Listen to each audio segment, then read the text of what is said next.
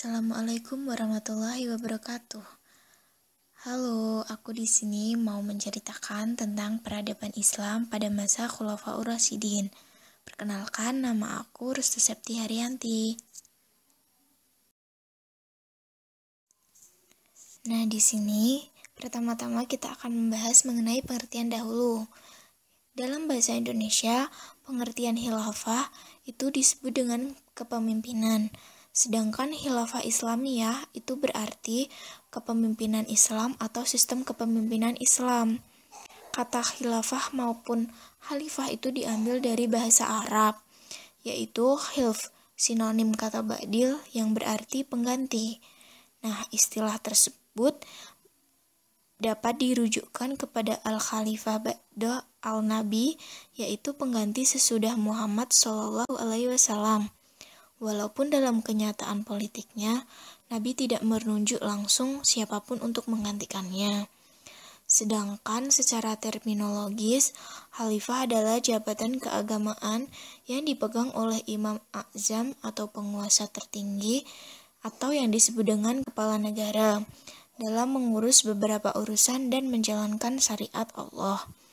Khalifah juga dapat diartikan menggunakan kekuasaan orang lain untuk mewujudkan kemaslahatan umat. Ada kalanya yang akan diganti meninggal atau bepergian, ataupun karena ketidakmampuannya dalam memimpin.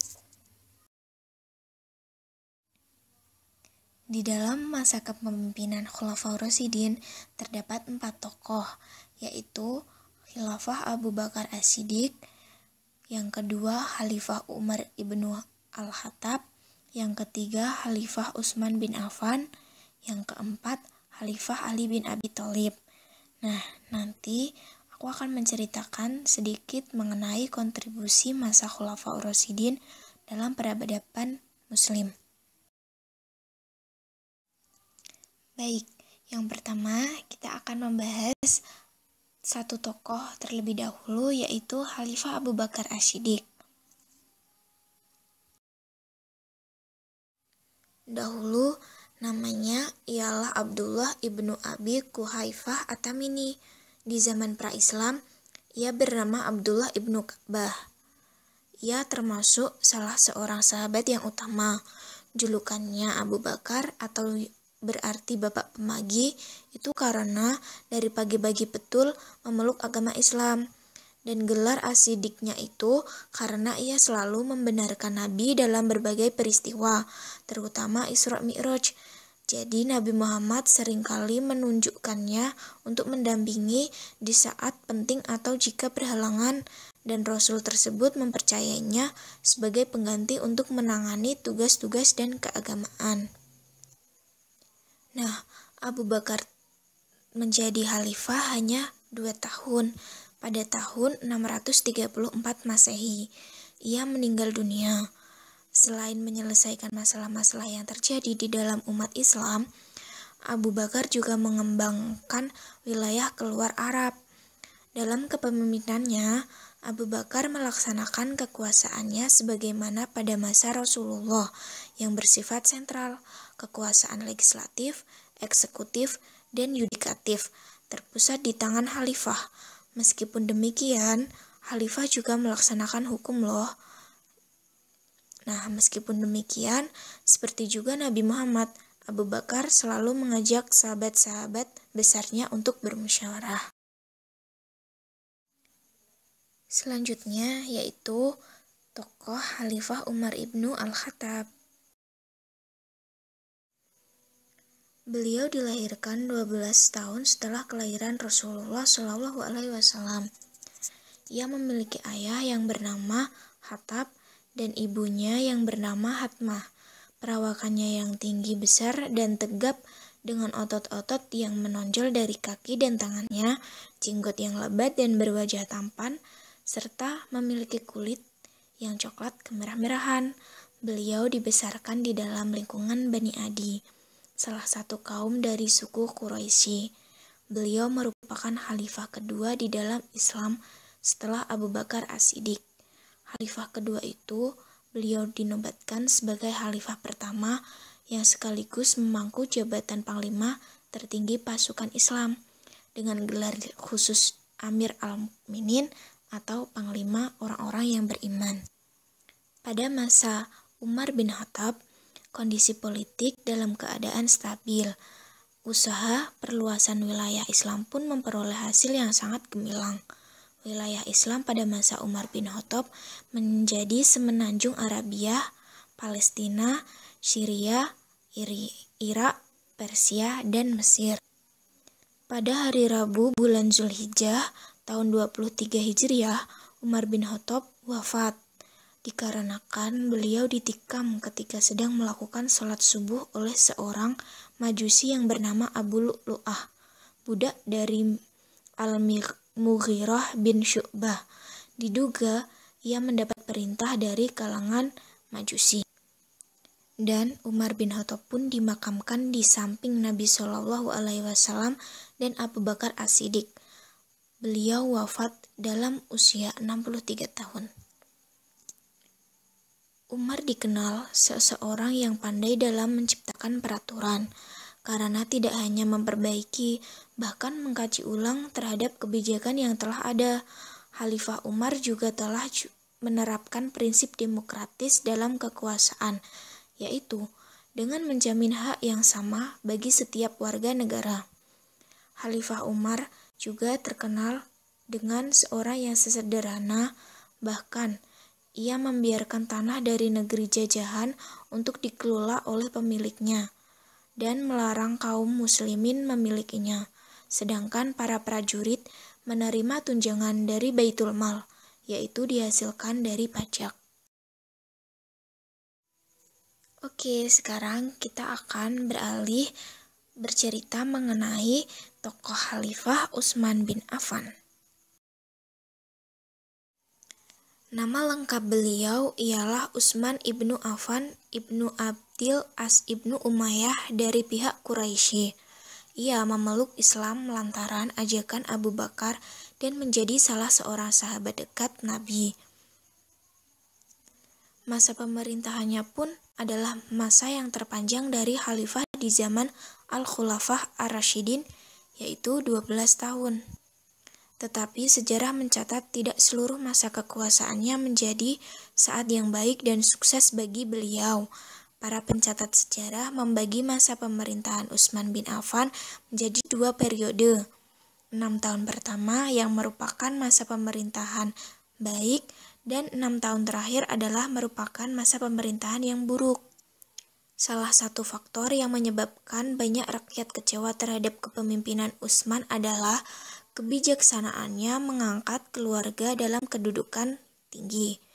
Yang terpenting di antaranya adalah Marwan ibnu Hakam. Dialah pada dasarnya yang menjalankan pemerintahan, sedangkan Utsman hanya menyandang gelar khalifah. Meskipun demikian, tidak berarti bahwa pada masanya tidak ada kegiatan-kegiatan yang penting. Utsman berjasa membangun bendungan untuk menjaga arus banjir yang besar dan mengatur pembagian air ke kota-kota. Dia juga membangun jalan-jalan, jembatan-jembatan, masjid-masjid, dan memperluas masjid di Madinah.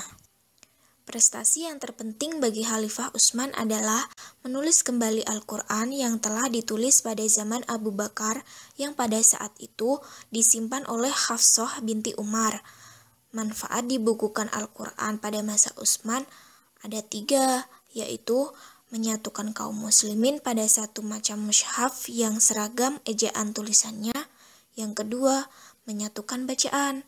Kendati pun masih ada perbedaannya, namun harus berlawanan dengan ejaan mushaf Utsmani. Dan yang terakhir yaitu menyatukan tertib susunan surat-surat menurut tertib urut yang kelihatan pada mushaf sekarang ini. Nah, pada saat itu, politik pada masa akhir pemerintahan Utsman semakin mencekam dan timbul pemberontakan yang mengakibatkan terbunuhnya Utsman. Utsman akhirnya wafat sebagai syahid pada hari Jumat tanggal 17 Zulhijjah 35 Hijriah atau 655 Masehi, ketika para pemberontak berhasil memasuki rumahnya dan membunuh Utsman saat sedang membaca Al-Quran. Persis seperti yang disampaikan Rasulullah perihal kematian Utsman yang syahid nantinya. Beliau dimakamkan di perkuburan Baqi di Madinah.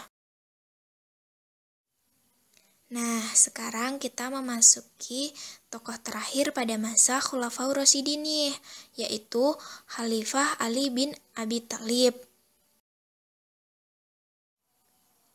Nah, peristiwa pembunuhan Utsman mengakibatkan kegentingan di seluruh dunia Islam, yang waktu itu sudah membentang sampai ke Persia dan Afrika Utara. Pemberontak yang waktu itu menguasai Madinah tidak mempunyai pilihan lain selain Ali bin Abi Thalib menjadi khalifah. Waktu itu, Ali berusaha menolak, tetapi Zubair bin Awam dan Tolhah bin Ubaidillah memaksa beliau, sehingga akhirnya Ali menerima baiat mereka, menjadikan Ali satu-satunya khalifah yang dibaiat secara massal, karena khalifah sebelumnya dipilih melalui cara yang berbeda-beda. Nah, persoalan pertama yang dihadapi Ali yaitu adalah pemberontakan yang dilakukan oleh Tolhah, Zubair, dan Aisyah. Alasan mereka, Ali tidak mau menghukum para pembunuh Utsman, dan mereka menuntut bela terhadap darah Utsman yang telah ditumpahkan secara zolim. Bersamaan dengan itu, kebijakan-kebijakan Ali juga mengakibatkan timbulnya perlawanan dari gubernur di Damaskus, Muawiyah, yang didukung oleh sejumlah bekas pejabat tinggi yang merasa kehilangan kedudukan dan kejayaannya.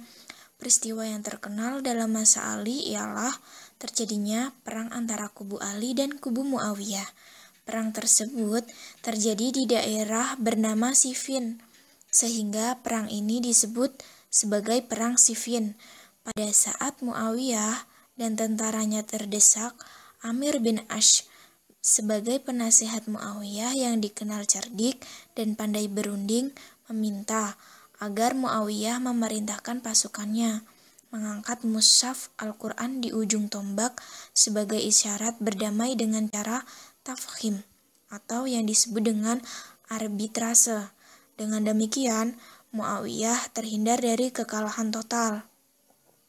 Namun, sesuai perundingan, Abu Musa sebagai yang tertua dipersilahkan untuk berbicara terlebih dahulu.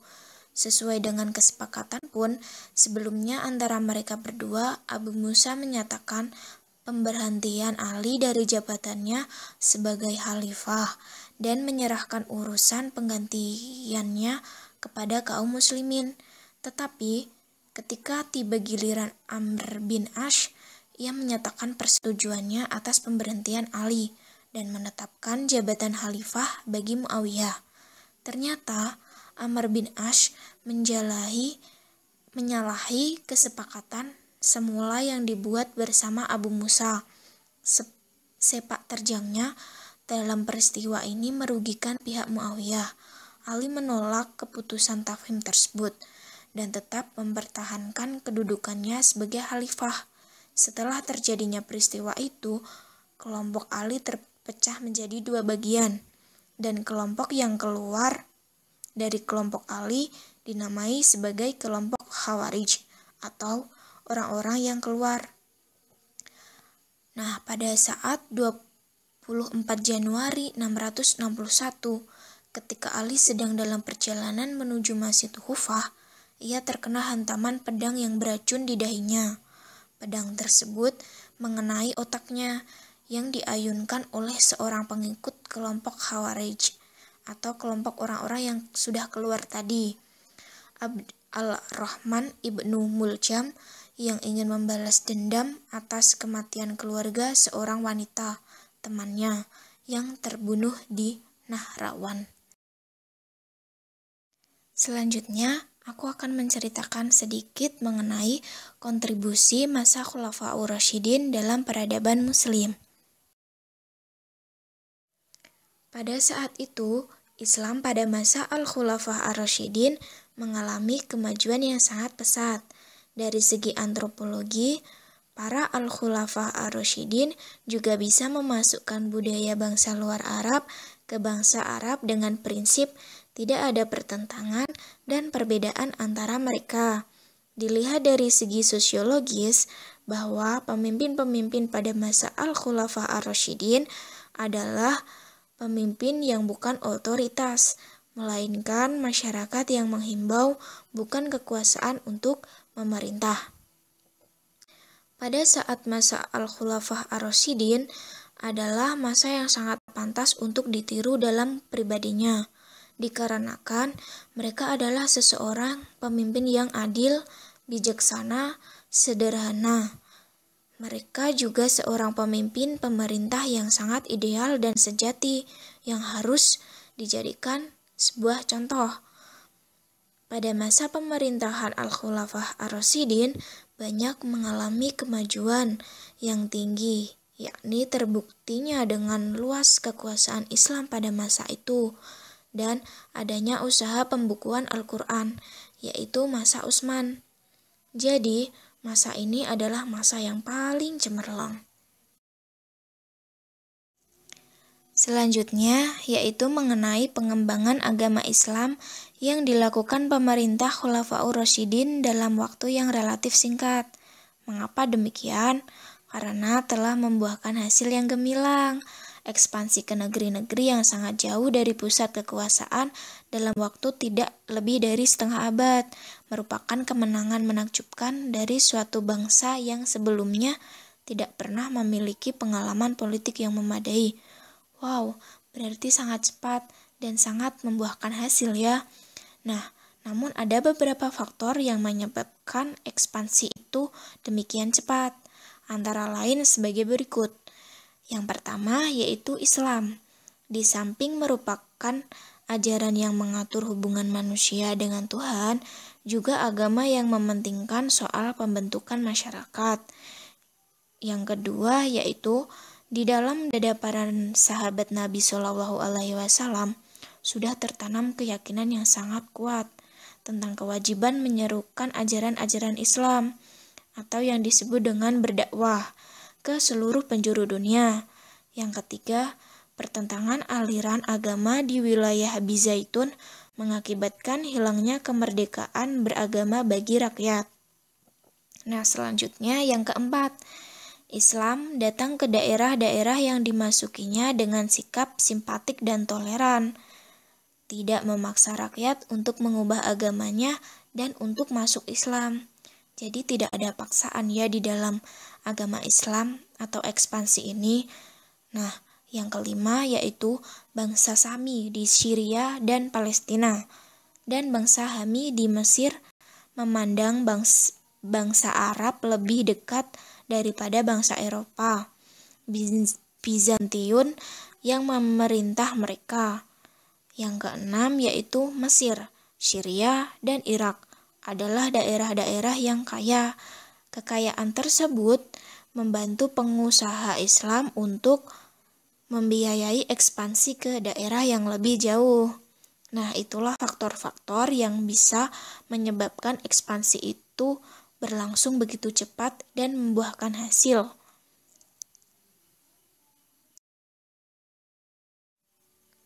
Wow, ternyata kisah-kisah tadi sangatlah menarik karena dapat menginspirasi kita dan wajib untuk kita contoh. Sekarang kita akan membahas kesimpulan dari materi yang sudah dibahas tadi. Yang pertama yaitu perkembangan peradaban Islam pada masa Khulafaur Rasyidin mengalami kemajuan yang sangat pesat. Hal tersebut ditandai dengan pembangunan di berbagai bidang, misalnya perluasan wilayah kekuasaan, pertahanan militer, pembangunan armada angkatan laut, pembentukan lembaga Baitul Mal, pembangunan sarana ibadah, dan pembukuan Al-Quran, serta pembangunan ilmu dan pengembangan sarana yang lain-lainnya. Yang kedua yaitu umat Islam betul-betul masih berpegang kepada tali agama Allah yang sangat lurus. Dalam artian ajaran Islam dijadikan sebagai dasar negara. Apa yang diperintahkan oleh agama diyakini sebagai kebenaran mutlak dan mereka tidak ragu terhadap ajaran Islam itu sendiri. Amirul Mukminin sebagai pelopor secara langsung daripada penegakan syariat Islam itu, ajaran Islam menjadi ruh daripada perjuangan mereka. Yang ketiga yaitu di samping perkembangan peradaban Islam yang pesat pada masa Khulafaur Rasyidin juga terdapat banyak hambatan loh. Apa saja ya hambatannya? Oke, mari kita bahas. Yang pertama, muncullah nabi-nabi palsu setelah pasca meninggalnya Rasulullah Shallallahu Alaihi Wasallam. Yang kedua yaitu munculnya kelompok-kelompok pemberontakan baik dari luar Islam terlebih dari dalam Islam itu sendiri. Yang ketiga yaitu terjadinya perpecahan kaum muslimin yang dipicu oleh kelompok-kelompok yang berkeinginan menduduki posisi kekhalifahan. Akhirnya, orang-orang Islam tersebut pada masa itu saling membunuh antara satu dengan yang lainnya. Dan salah satu tokoh yang terkenal berambisi merebut kekuasaan itu ialah Muawiyah dan Zubair. Dan masih banyak lagi yang lainnya yang berambisi untuk menjadi khalifah. Nah, yang keempat dari kesimpulan yaitu usaha yang dilakukan umat Islam pun banyak untuk mengatasi hambatan-hambatan yang terjadi pada masa Khulafaur Rasyidin. Seperti para nabi palsu dibasmi baik dengan cara damai maupun bagi kelompok yang tidak mengindahkan ultimatum tersebut dari khalifah, maka jalan terakhir adalah dibasmi dengan cara diperangi. Nah, dalam mengatasi pemberontakan juga ditempuh dengan dua cara, yaitu perjanjian damai dan perang. Namun, usaha yang dilakukan untuk mengatasi masalah ini tidak berhasil, hingga akhirnya Ali bin Abi Thalib meninggal terbunuh. Justru situasi kembali damai ketika Hasan ibnu Ali menyerahkan tahta kepemimpinan kepada Muawiyah yang sangat berambisi menjadi pemimpin kaum muslimin. Dengan penyerahan kekuasaan itu, maka berakhirlah pemerintahan Khulafaur Rasyidin. Nah, demikian materi yang bisa saya sampaikan. Kurang lebihnya, saya mohon maaf. Wassalamualaikum warahmatullahi wabarakatuh.